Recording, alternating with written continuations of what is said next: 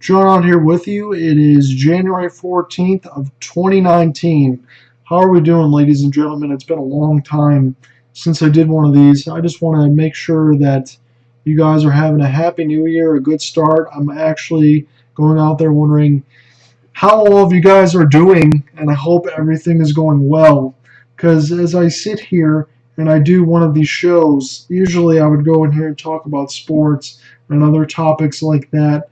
Very rarely would I go in and actually reflect and try to get some thoughts out. And I think that's the way I want to start one of these segments here before it gets uploaded, to Facebook, Shout Engine, YouTube, and all that stuff, just to kind of set the scene of where I've been and what's been going on.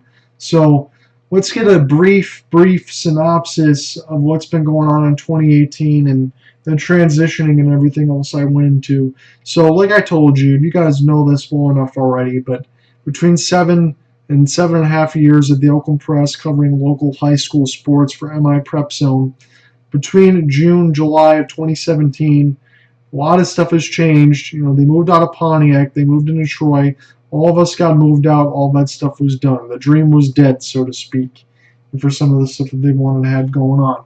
And as they've carried on, between those 4.5 months after that, in 2017, I'd sat there not only just trying to figure out what I wanted to do, but I went like a madman between job searches and things like that to just try to find something, and nothing ended up really panning out. And I know they always talk about social circles and social networking and things like that. Honestly, I just happened to get lucky on something. I had a family member of mine that knew someone very well that was willing to give me a shot at a job that I pretty much knew nothing about, working for a lumber liquidator.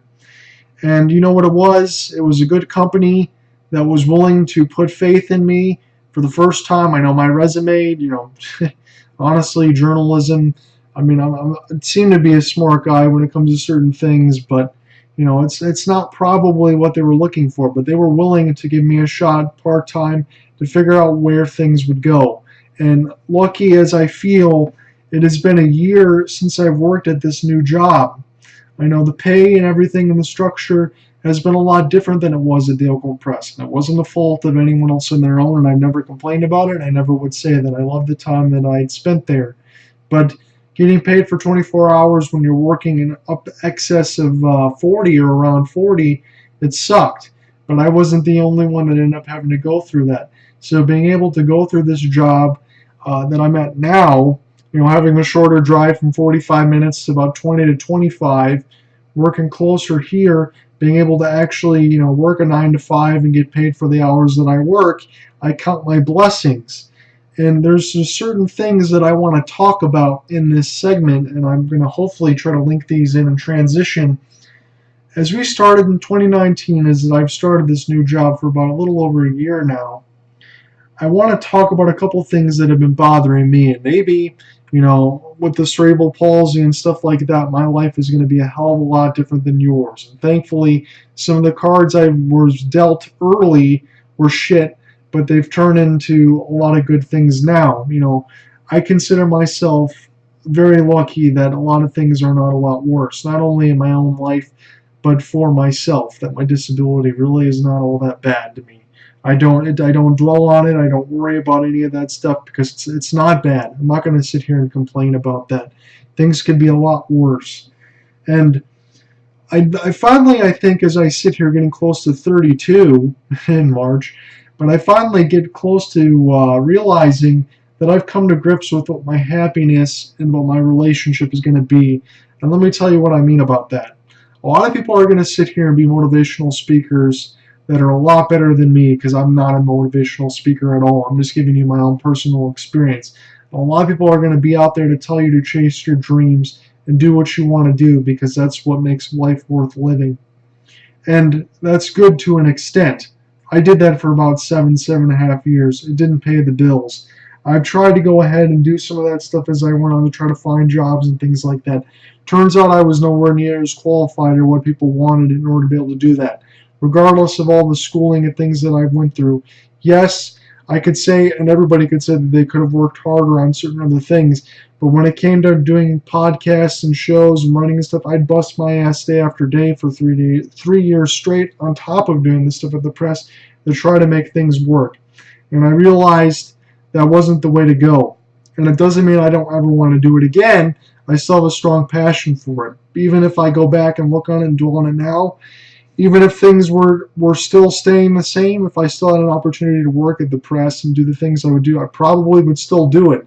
Doesn't mean I would leave this job and everything else and all the great stuff that has happened and the people that are around me, but I still have that passion in the back of my mind, and it will always be there. But I've come to grips with the terms of happiness and relationships, whether that is setting the bar low because of the cerebral palsy or some of the other things that I've decided that I can deal with. But you can say I haven't always chased my dreams to the fullest extent if I'm pulling out of it now after 7 years. But you got to come to terms with being able to actually have a 9 to 5 job, being able to actually get paid for the hours that you work, being able to actually work for a company that has a sense of direction, whether or not, and again, it's not the fault of the previous employer. I loved everybody that was over there, and I will always do that. I still try to remain in good contact with all of them. But the situation was what it was. It wasn't going to change. And now being able to sit here and actually getting paid for the hours that I work, being able to work for a good company that, took its faith in me and was willing to give me a chance, and I was able to ask some questions there along the way, and by no means am I an expert in any of that stuff, far from it. But it is nice to being able to do that stuff, being able to work every day, to go home. I don't mind going home, going to sleep after that after a few hours, and going to sleep by 10:30, getting up at 7 and doing it all over again. I really don't, because I've went through a tremendous amount of pain, not just from the 6 p.m. to 12 a.m. I love being a night owl, but having to go home after that, working between 2 and 3 in the morning, having to get some of the stuff on Saturday and Sunday when you're not getting paid and all of that, I understand how all of that goes through, but when I'm working at something, whether it's right or wrong, and probably a lot of the people while I was there was telling me it was wrong, I want to bust my ass to make sure the things that are done correctly, and I want to do the best I can. I'm not the best at anything. I'm probably, jack of all trades, master of none, but the jack of all trades is very, very lightly on a lot of things. I'm not somebody that's going to be. I can be depended on to do stuff, but I'm not going to be the first one to get it. It's going to take me a minute to get things done, but once I actually get everything settled in, you can bet on me to work hard enough to try to find a way to see it through. And I feel comfortable with that. I'm comfortable in the situation that I'm in at work. I feel that now, not only actually getting paid for the hours that I work, but able to do what I do, I can settle with a sense of happiness knowing that things are stable and I feel good. And whether or not, that's just something to set the bar low and say you should chase this and do that and do this. Believe me, I've tried, and I'm not going to spend the rest of my life now with this receding hairline and being pretty close to half dead, getting close to 32. Let's face it, even though I'm relatively healthy, I'm sure the life expectancy is not going to be there as much as it should be, but I can feel comfortable where I'm at. The other thing I want to say to you guys, and again, I'm not a motivational speaker, and a lot of this stuff can be thrown in the trash, but the other realization that I've thrown to myself and what I feel comfortable now is I can feel comfortable in my relationship. And granted, like I said, cerebral palsy, got off to a late start, at age 21, when a lot of you guys have already been in relationships between probably the ages of 16 and 21. Before that, even when I hit 21 the first time, I feel pretty comfortable in the sense of just being able to be with someone that actually wants to be with you, being able to enjoy your time together, whether, it's just going out to eat, having fun, watching a movie, doing whatever, just making each other laugh, once a week, and then doing it all over again. And granted, I know if you really want to be with somebody, maybe you'd want to spend every day with them. Maybe you would want to end up getting married and having kids, because it seems to be the normal thing that happens. And I'm not talking about living in 2019 and times are different, because believe me, in my heart of hearts, getting married is something that I really, really want. I wish could happen, but probably isn't realistic. Having something that works for you is not the worst thing in the world. Being able to be with someone that I truly care about, that I truly love, you know what I mean? And that doesn't happen for everybody. They always say, someone's always out there for everybody. I really don't feel like that's the case. Sometimes people are just going to spend the rest of their life alone, and they won't. And again, I think I can say this from my own personal experience, and I know a lot of you won't relate to this because I'm sure you find somebody eventually and things do or do not work out. But I had spent the first, let's say, I'll just be honest with you, I'm not going to. Starting high school and going on is when you really, really want to be with somebody, or at least it's what happened to me. And I was content. I tried to make friends and do everything else I can and just have fun. And I get that the girls, especially then, they're not going to want anything to do with someone that has a disability and all that. I understand that. I was completely self-aware of all that. I'm not going to sit here and try to, cry and complain. But I was also one to try to go after the hottest girls in school. So I always set the bar very high. Even though on a good day, I might be a 7 on a good day, but I'm shooting for 9s and 10s because it's what I'm attracted to. I love brunettes. I don't care. And girls that are, nice looking, I can deal with some of that stuff even if they treat you like crap sometimes. I'm vain when it comes to those things, and I know myself. Yet at the end of the day, when I looked at it, and I know everybody goes through their own problems. I have myself. I know Lauren has herself. I get all of that. But Lauren has been, to me, I don't know. If I want to put this in simple terms, it's not only been one of the best things I think that's happened, and I know people can agree and disagree about everybody and what they are to people's families, to the cows come home. Not everybody you're with, your family is going to like. Not everybody you want to spend time with, you don't always see eye to eye. But the situation works for me very well in the sense of we both like being around each other and spending time with each other, and we truly care about each other. And I think that means a lot, even in the sense of you don't always see each other every single day. The once a week thing works, and I think it's just, even when there's always a problem, I'm the first person that she talks to. I can go talk to her when I have a problem. Things are great, and the communication, it's not always there. I don't sit there and talk to her every day about things. But when we do actually spend time together, that everything is cordial, everything is right, and everything is just, you can tell that, we care about each other. And in that sense, and in that instance, like I'm talking about with the job, I think having the relationship and, meeting once a week and spending time together and all of that, it works for me. And I know that this situation is not going to be the same for everybody else.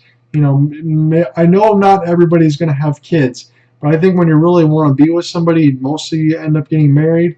Maybe that's not going to be a realistic expectation for me. But you know what? As I sit here getting close to 32 and probably, like I said, getting close to half dead, I can't assume what my life expectancy will be. You have to come to grips at some point with your own happiness and where you're at in your life. Because if you spend too much time in your own mind, that's what makes you crazy. And I thought, and I think I've said this before, but I will say it again, up until the point when I had 21 and not, being in a relationship at the end, but actually meeting somebody, I thought I'd be able to spend the rest of my life alone and I would be okay with it. But once I got a taste of actually being with somebody and going through the relationships ups and downs, even though the ups and downs aren't always great, it's like a roller coaster sometimes. I don't know how once you go through that you can ever do without ever again. Whether you're gay, whether you're lesbian, whether you're straight, whatever gender denomination you want to use, whatever is out there, I don't know how you would go with something once you get a taste of being in a relationship with ever being without it. And I don't know how I would be able to do it now. And I just think it's something, the situation works for me, and I've come to terms with it in terms of my own happiness, my work environment, and my relationships. It's probably setting the bar low for some of you. And again, I'm not a motivational speaker. What works for me is not going to work for everybody. But I think when you finally accept the way things are, you don't leave yourself in a awful situation and feel like you can never change it. There are certain things under your control, but there's a lot of things as far as your dreams and chasing like that I'm going to be quite honest with you, for me, is never going to come true. And I hope some of it does for all of you. But I feel good about where I'm at. And I want to say one other thing as far as relationships. I want to talk about social circles. As you get older, and again, we talk about through high school, you have a lot of acquaintances and the stuff shrinks, and you have your own social circle. You have to accept, especially for me too, and I know I'm probably speaking more for myself than everybody else, but you have to accept the fact that whether you don't get a chance to get out all the time or you just have a smaller social circle, that's okay. Being around people that you actually care about is a good thing. And if you don't get a chance to be a social butterfly and do all of that, that's okay. As long as you make your strides to try to improve the relationships that you're in, the people that you see around day to day, and you deal with what you can deal with and you can control what you can control, I think that's the most important thing. And I've come to that realization that it's okay to just be able to be around the people that you care about. Remember, my social circle, I'll be quite honest with you, is probably between 10 and 15 people. And maybe between those 10 and 15 people, 6 to 8 that I can count on at any given time. That's all right. You don't have to be Mr. Popularity, Mrs. Popularity to everybody else. You just have to be comfortable in your own skin. And I feel like as you get older, and again, I'm in my 30s now, that I think that's something you can come to terms with and feel comfortable with. Yes. Would I love to get married? Absolutely. Would I want to see Lauren more and have other things change? Absolutely. Am I the perfect person for her? Hell no. Is she a lot better for me than I probably deserve on a lot of things? Yes. Yes, she is. But I've come to terms with what she does, what I do, what works for us, and my job, and being able to actually get paid and work a 9 to 5 and being able to go to sleep, get up the next day, go to work. I know it's malaise for a lot of you, but I can feel pretty good about just having some of that stuff and having stability in my life. It means a lot. And I'm not by any means telling you not to follow your dreams. But just be honest. If you're content with yourself and you're good with what you're doing and you feel comfortable, it's not just living in a cerebral palsy bubble. It's trying to figure out who you are and what you're comfortable with and what you can deal with and what you want to do on a daily basis. If you can just have realistic goals and work towards those and say you can feel comfortable living this life, being able to hopefully as you get older set some stuff aside so you don't have a terrible life going forward, I think that's a good thing. And I also feel very comfortable actually having not only coworkers that I really cared about in my previous job, but ones that actually can give you a help and a sense of direction.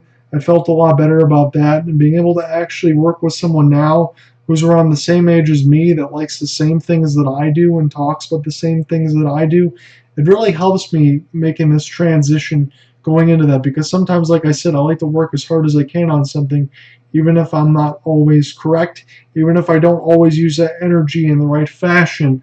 I'm always going to try to do one thing, get it done the best that I can do. And it's nice being able to go on the other end and bullshit from time to time and feel good about and talk about other things and then get back into doing what I have to do.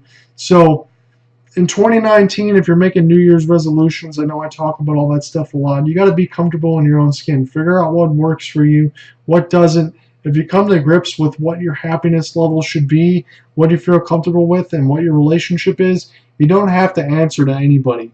Granted, I know you'd want to see the person you're with probably more than once a week. You want to try to do some other things, but if you have something that works for you and you feel comfortable in your own skin and you know you're able to do the things that you need to do, I think that that's the most important thing in the world. And I think that that's the most important thing you can do, is be honest with yourself and do what you have to do. When we come back in here, I want to talk about some video games and some things that have been on my mind as far as games that have come on. I'll give you the lowdown on Red Dead Redemption 2 and the Resident Evil 2 reimagining. We'll get back into that in a second.